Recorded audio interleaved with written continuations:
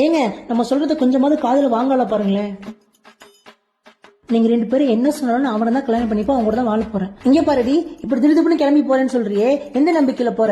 என்ன வச்சிருக்கான் அவன்? அவன் இன்ஸ்டாகிராம்ல 1,00,000 ஃபாலோவர்ஸ் வச்சிருக்கான். மாசம் 2 ப்ரொமோஷன் பண்ணாலும் நாங்க அழகா ஃபேமிலி ரன் பண்ணிடுவோம். என்னங்க பேசுறா இவ?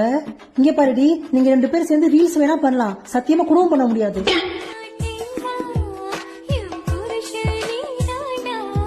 ஹலோ, நான் தான்மா விக்கி ஃப்ரெண்டு மணி பேசுறேன். சொல்லுங்கண்ணா. எப்ப ரீச் ஆவீங்க?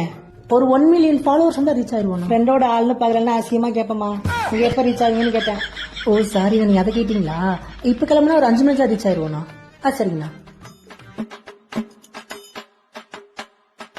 இங்க பாருங்க, நான் பேச்சு கொஞ்சம் கூட கேட்காம வீட்டை விட்டு போயிட்டாங்க. சரிடி, அவன் லவ் பண்ற பையன் இன்ஸ்டாகிராம்ல பெரிய ஆளாம்ல, ஏன் காட்டு பாப்போம். தோருங்க காட்டுறேன்.